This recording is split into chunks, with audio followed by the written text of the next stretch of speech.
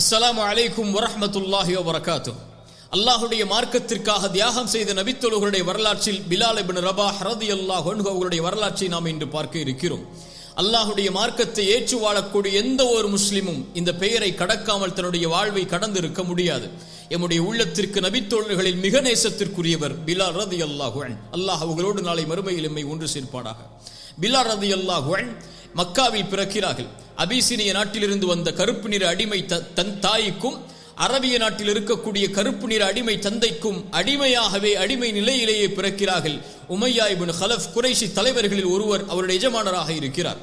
ஆரம்ப காலத்தில் அபிசீனிய மதத்தை பின்பற்றி வாழ்ந்த பிலால் ரலியல்லாஹு அன்ஹு அல்லாஹ்வுடைய தூதர் ஸல்லல்லாஹு அலைஹி வஸல்லமுடைய வருகையை தன்னுடைய எஜமானர் வாயிலாக செவிமடுக்கிறார்கள். உமையா இப்னு கலஃப் வாயிலாக அவர் பேசுகிறார். முஹம்மது என்ற ஒருவர் வந்திருக்கிறார் நம்முடைய குடும்பத்தில், அவர் அல்லாஹ் இறைவன் ஒருவர் என்கிறார், நம்முடைய சிலைகளை பொய்ப்பிக்கிறார் என்ற கொள்கையை கேட்டவுடன் அல்லாஹ்வுடைய தீனை ஏற்றுக்கொள்கிறார் பிலால் ரலியல்லாஹு அன்ஹு.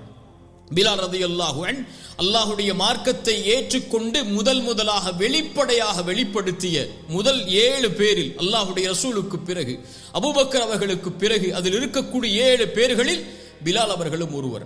அது மட்டுமல்ல, அல்லாஹ்வுடைய மார்க்கத்திற்காக முதலாக வேதனைக்கு உட்படுத்தப்பட்ட தீனுக்காக மார்க்கத்திற்காக கொடுமைப்படுத்தப்பட்ட நபித்தோழர்களில் அவரும் ஒருவர். உமையா இப்னு கலஃப் பிலால் ரலியல்லாஹு அன்ஹு அடிமையாக இருந்து அந்த அடிமைத்தனத்திலிருந்து வெளியேறுவதற்காக படைத்த இறைவனை ஒருமைப்படுத்துவதற்காக ஏகத்துவ கொள்கையை ஏற்றுக்கொண்டவுடன் கொடுமைப்படுத்த ஆரம்பிக்கிறார். அரபிய பாலைவன அந்த சுடு மண்ணில் படுக்க வைக்கிறார். அவரை இரும்பை கொண்டு சூடு காட்டப்படுகிறார். அவருடைய கழுத்தில் அரிகண்டங்கள் மாட்டப்பட்டு அவர் பாலைவனத்தில் இழுத்துச் செல்லப்படுகிறார். குறைஷி சிறுவர்களை அழைத்து வந்து பிலால் அவர்களை கைகளை கட்டி அந்த பாலைவன சூட்டில் இழுத்து கொண்டு போக சொல்கிறார்கள். கல்லா எரியப்படுகிறார். பிலால் ரலியல்லாஹு அன்ஹு பாலைவன சூட்டுடைய மண்ணில் படுக்க வைக்கப்பட்டு அவர் மேல் பாறைகள் வைக்கப்பட்டு அமுக்கப்படுகிறது. அவருக்கு தண்ணி இல்லாமல் குடிக்க பானம் இல்லாமல் உணவில்லாமல் வேதனைப்படுத்தப்பட்டு பிலால் அவர்கள் இந்த பாலைவன சூட்டில் வேதனைப்படக்கூடிய காட்சியை அல்லாஹ்வுடைய ரசூல் பார்க்கிறார்கள். அபூபக்கர் ரலியல்லாஹு அன்ஹு பார்க்கிறார்கள். உமையா இப்னு கலஃபை அணுகுகிறார்கள். இவரை விலைக்கு விற்றுவிடு என்று கேட்கிறார்கள். மறுக்கிறார். அபூபக்கர் சித்திக் ரலியல்லாஹு அன்ஹு அவர்களை விலைக்கு வாங்க எப்படியாவது அந்த வேதனையிலிருந்து வெளிப்படுத்த வேண்டும் என்று ஆசைப்படுகிறார்கள். உமையா இப்னு கலஃப் பிலாலை பார்த்து சொன்னார்கள், பிலாலே, உன்னை நான் விடமாட்டேன். இந்த லா இலாஹ இல்லல்லாஹுவை படைத்த இறைவன் ஒருவன் என்று ஏற்றுக்கொள்ளக்கூடிய இந்த கொள்கையை நீ விட்டு வெளியேறு. முஹம்மதை பொய்ப்பித்து விடு. லாத்து வல் உஸ்ஸா எம்முடைய தெய்வங்களை நீ வணங்கக்கூடியவனாக மாறிவிடு. பிலால் சொன்னார்கள் ஒரே வார்த்தையாக, அஹதுன் அஹத், அஹதுன் அஹத், இறைவன் ஒருவன் தான், இறைவன் ஒருவன் தான். உமையா இப்னு கலஃபை பார்த்தவர்கள் கூறினார்கள், அல்லாஹ்வுடைய மார்க்கத்திலே இறைவன் ஒருவன் என்ற வார்த்தையைத்தான் நான் இப்போது அறிந்திருக்கிறேன். இந்த வார்த்தையை விட அல்லாஹ்வை ஒருமைப்படுத்துவதற்கு வேறு சில வார்த்தைகள் தெரிந்தாலும் அதையும் நான் கூறுவேனே தவிர இந்த வேதனை, இந்த உணவில்லாமல் என்னை தடுத்து வைத்திருப்பது, இந்த பானம் இல்லாமல் என்னை தடுத்து வைத்திருப்பது, இந்த பாலைவன சூட்டில் என்னை மரணிப்பதற்காக இந்த நிலையில் ஆக்குவது, என்னை சிறுமைப்படுத்துவது, இதுவெல்லாம் அல்லாஹ்வுடைய மார்க்கத்தில் இருந்து என்னை வெளியேற்றாது என்ற உறுதியை உமையா இப்னு கலஃபிற்கு கொடுக்கிறார்கள். அஹதுன் அஹத், அஹதுன் அஹத், இறைவன் ஒருவன் தான், இறைவன் ஒருவன் தான். தன்னுடைய நாவுடைய நீர் வற்றினாலும் உணவின் பசியால் அவர்கள் வாடினாலும் பாலைவன சூட்டுடைய அந்த சூடு அவர்களுடைய உடம்பை பொசுக்கினாலும் அவர்கள் கூறிய வார்த்தை அஹதுன் அஹத். ஈமானிய உறுதியை பாடமாக படியுங்கள். அபூபக்கர் சித்திக் ரலியல்லாஹு அன்ஹு மறுபடியும் உமையாவிடத்தில் வருகிறார்கள். பிலாலை விட்டுவிடு, அவர் அடிமை, அவர் ஏழை, அவருக்கு என்ன விலை வேண்டும்?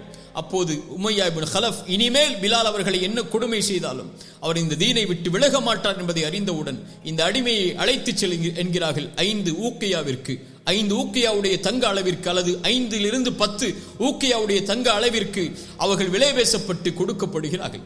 பிலால் ரலியல்லாஹு அன்ஹு அவர்களை அபூபக்கர் அவர்கள் அழைத்து செல்லும் போது உமையா இப்னு கலஃப் சொன்னார்கள், இப்படிப்பட்ட இழிவான இந்த அடிமையை 1 ஊக்கியாவிற்கு நீ விலை பேசி இருந்தாலும் நான் கொடுத்திருப்பேன்.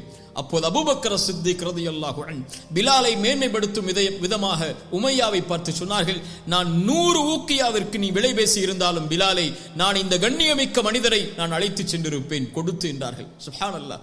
ஈமான் அவர்களை மேன்மைப்படுத்தியது. அடிமைத்தனத்திலிருந்து வெளியேறி அவர்கள் எஜமானராக வாழக்கூடிய வாய்ப்பை கொடுத்தது. உமர் ரலியல்லாஹு அன்ஹு ஒரு கட்டத்தில் அவர்கள் சொன்னார்கள், அபூபக்கர் சய்யிதுனா, எம்முடைய தலைவர் அபூபக்கர் சித்திக் ரலியல்லாஹு அன்ஹு. அவர் யார்? அவர் எம்முடைய தலைவரை விடுதலை செய்தவர். சுப்ஹானல்லாஹ். பிலாலை தலைவராக ஏற்றுக்கொள்கிறார்கள். குறைஷி குடும்பத்தில் பிறந்த உமர் அவர்கள் சொன்னார்கள், அந்த தலைமைத்துவ பண்பில் இருக்கக்கூடிய மனிதர் சொன்னார்கள், அபூபக்கர் எங்களுடைய தலைவர் பிலாலையும் விடுதலை செய்தவர் என்று. அல்லாஹு அக்பர். அல்லாஹுடைய மார்க்கம் தீன் அவர்களுக்கு கொடுத்த கண்ணியத்தை பாருங்கள். ஏழ்மையில், வறுமையில், அடிமைத்தனத்தில் சிக்கி இருந்த மனிதர்களை அல்லாஹுடைய மார்க்கம் மேன்மைப்படுத்தி அந்த தலைவர்களுக்கு நேராக நிகராக வாழக்கூடிய வாழ்வை அல்லாஹுடைய தூதருடைய மார்க்கம் அவர்களுக்கு கொடுத்தது. மக்காவில் அல்லாஹுடைய ரசூல் ஸல்லல்லாஹு அலைஹி வஸல்லம் அவர்களோடு வாழ்கிறார்கள். மதீனாவிற்கு ஹிஜ்ரத் செய்கிறார்கள். கடுமையான வேதனைகளுக்கு பிறகு மதீனாவை வந்தடைகின்ற அவர்கள் அல்லாஹுடைய ரசூல் ஸல்லல்லாஹு அலைஹி வஸல்லம் அவர்களோடு அல்லாஹுடைய ரசூல் கலந்து கொண்ட எல்லா போர்க்களங்களிலும் பிலால் ரலியல்லாஹு அன்ஹு அவர்கள் கலந்து கொள்கிறார்கள். பத்ரில் கலந்தார்கள், உஹுதில் கலந்தார்கள், இன்னும் அல்லாஹுடைய ரசூல் கலந்து கொண்ட எல்லா போர்க்களங்களிலும் கலந்தார்கள். பத்ருடைய போர்க்களத்தில் உமையா இப்னு கலஃப் தன்னுடைய எஜமானர் எதிரிப்படையில் இருக்கிறார் என்பதை அறிந்தவுடன் ஒன்று அவர் இருக்க வேண்டும், நான் இருக்க வேண்டும் என்று அல்லாஹுடைய மார்க்கத்தில் போர் புரிந்து உமையாவை தன்னை கொடுமைப்படுத்திய அந்த எஜமானரை போர்க்களத்திலேயே பழிதிருக்கிறார்கள். பிலால் ரலியல்லாஹு அன்ஹு. அல்லாஹுடைய ரசூல் ஸல்லல்லாஹு அலைஹி வஸல்லம் பிலாலை பிரிந்து வாழ்ந்த ஒரு நாளை அல்லாஹுடைய ரசூலுடைய வாழ்க்கையில் பார்க்க முடியாது. எந்நேரமும் பிலால் அவர்களை அல்லாஹுடைய ரசூல் ஸல்லல்லாஹு அலைஹி வஸல்லம் அவர்களோடு தான் பார்க்க முடியும். பிலாலை பற்றி சொல்லும் போது பிலால் ரசூலுல்லாஹுடைய பிலால் என்பார்கள். சுப்ஹானல்லாஹ். அவர் யார்? ரசூலுல்லாஹுடைய மனிதர், ரசூலுல்லாஹுடைய பிலால் ஸல்லல்லாஹு அலைஹி வஸல்லம். அல்லாஹுடைய ரசூல் ஸல்லல்லாஹு அலைஹி வஸல்லம் இந்த மார்க்கத்தில் பல அந்தஸ்துகளை பிலால் அவர்களுக்கு சொன்னார்கள். ஒரு முறை பிலாலை அழைத்து கேட்டார்கள், பிலாலை, சொர்க்கம் எனக்கு காமிக்கப்பட்டது. சுப்ஹானல்லாஹ். அந்த சொர்க்கத்திலே எனக்கு முன்னால் நடந்து செல்லக்கூடிய ஒரு காலணி சப்தத்தை நான் கேட்டேன் பிலாலே. அது யாருடைய சப்தம் தெரியுமா பிலாலே? அது உம்முடைய சப்தம்தான். என்ன அமலை செய்கிறாய், என்ன செயலை செய்கிறாய், எனக்கு முன்னால் நடந்து செல்லும் அளவிற்கு அல்லாஹ் உனக்கு கண்ணியத்தை கொடுத்ததுடைய செயல்பாடு என்ன என்று அல்லாஹுடைய ரசூல் பிலாலை பார்த்து கேட்கிறார்கள். பிலால் ரலியல்லாஹு அன்ஹு சொன்னார்கள், யா ரசூல் அல்லாஹ், நான் எந்த ஒரு பெரிய அமலையும் செய்யவில்லை. உது செய்தால் 2 ரக்அத் தொழுது கொள்வேன். காலை மாலை எல்லா நேரத்திலும் உது செய்தால் 2 ரக்அத்தை தொழுவேன். இன்னும் சில ஹதீஸில் ஏதாவது பாவம் செய்தால் 2 ரக்அத் நான் உது செய்து விட்டு தொழுது கொள்வேன் என்று பிலால் இப்னு ரபாஹ் ரலியல்லாஹு அன்ஹு அவர்கள் சொன்னார்கள். அல்லாஹ்வுடைய தூதர் சொன்னார்கள், அப்படியா? ஆம் பிலாலே, அந்த செயல்தான் என்றார்கள். அல்லாஹு அக்பர். அல்லாஹ்வுடைய ரசூல் ஸல்லல்லாஹு அலைஹி வஸல்லம் ஒருபோதும் பிலாலை எந்த நிலையிலும் அவர்கள் விட்டுக் கொடுக்கவில்லை. அபூதர் ரலியல்லாஹு அன்ஹு பிலால் ரலியல்லாஹு அன்ஹு இருவரும் பேசிக் கொண்டிருக்கும் போது கொஞ்சம் வாக்குவாதம் மேன்மைப்படுகிறது, வாக்குவாதம் முட்டுகிறது. அப்போது அபூதர் அவர்கள் தெரியாமல் பிலாலை பார்த்து சொல்லிவிடுகிறார்கள், கருப்பியின் மகனே என்று. அல்லாஹு அக்பர். ஏழ்மைத்தனத்தில், அடிமைத்தனத்தில் வாழ்ந்த கருப்பியின் மகனே, நீ என்னிடத்திலே வாதம் செய்கிறாயா என்று அபூதர் அல்-கிஃபாரி ரலியல்லாஹு அன்ஹு சொன்னவுடன் அல்லாஹுடைய ரசூல் ஸல்லல்லாஹு அலைஹி வஸல்லம் இடத்திலே ஓடோடி வருகிறார். அல்லாஹுடைய ரசூலே, அபூதர் என்னை கருப்பியின் மகனே என்று சொல்லிவிட்டார். எந்த ஒரு வார்த்தையை கொண்டு மக்காவாசிகள் என்னை கொடுமைப்படுத்தினார்களோ, என்னை அடிமைத்தனத்தில் வைத்திருந்தார்களோ, எந்த ஒரு அடிமைத்தனத்திலிருந்து அல்லாஹுடைய மார்க்கம் எனக்கு கண்ணியத்தை கொடுத்ததோ அந்த வார்த்தையை அபூதர் கூறிவிட்டார். அல்லாஹுடைய தூதர் ஸல்லல்லாஹு அலைஹி வஸல்லம் அபூதரை அழைத்தார்கள். அபூதரே, பிலாலை பார்த்து இப்படி சொன்னாயா? நீ கருப்பு நிற அடிமையின் மகன் என்று பிலாலை பார்த்து சொன்னாயா? நீ அறியாமை கால மக்களுடைய செயல்பாட்டை உள்ளத்திலே வைத்திருக்கிறாய் அபூதரே என்று அல்லாஹுடைய தூதர் கண்டித்தார்கள். அபூதர் ரலியல்லாஹு அன்ஹு தன் தவறை உணர்ந்தவர்களாக ஓடி வந்து பிலால் அவர்களுக்கு முன்னால் படுத்து சொன்னார்கள், அந்த பாலைவன மண்ணில், பிலாலே, என்னுடைய கன்னத்தில் ஏறி மிதித்து விடு. நீ என்னை விட கண்ணியமானவன் அல்லாஹ்விடத்திலே, இந்த கன்னத்திலே ஏறி மிதி என்று பிலால் ரலியல்லாஹு அன்ஹு அவர்களை பார்த்து அபூதர் அல்-கிஃபாரி ரலியல்லாஹு அன்ஹு அவர்கள் சொன்னார்கள். அல்லாஹ்வுடைய ரசூல் ஸல்லல்லாஹு அலைஹி வஸல்லம் பிலால் அவர்களுக்கு கொடுத்த கண்ணியம், அப்துல்லாஹ் இப்னு ஸைத் ரலியல்லாஹு அன்ஹு இன்னும் சில சஹாபாக்களுடைய கனவில் அதான் பாங்கோசை சொல்லக்கூடிய கனவை அல்லாஹ் வெளிப்படுத்துகிறான். அல்லாஹ்வுடைய ரசூல் அழைத்த முதல் அழைப்பு, பிலாலை அழையுங்கள், அவருடைய குரல் தான் மேன்மையானது. பிலாலே, அல்லாஹ்வுடைய மார்க்கத்துடைய முதல் அழைப்பை, ஹய்யா அலஸ் ஸலா என்ற தொழுகையின் முதல் அழைப்பை நீ கூறு பிலாலே என்று பிலால் அவர்களுக்கு அல்லாஹ்வுடைய ரசூல் ஸல்லல்லாஹு அலைஹி வஸல்லம் வாய்ப்பை அளித்தார்கள்.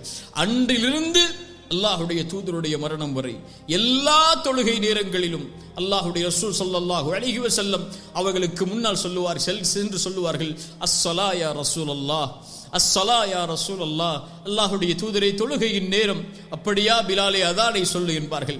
அல்லாஹ்வுடைய தூதர் பிலாலை பார்த்து அடிக்கடி சொல்லுவார்கள், அக்கிமிஸ் ஸலா யா பிலால், அரிஹ்னா பிஹா.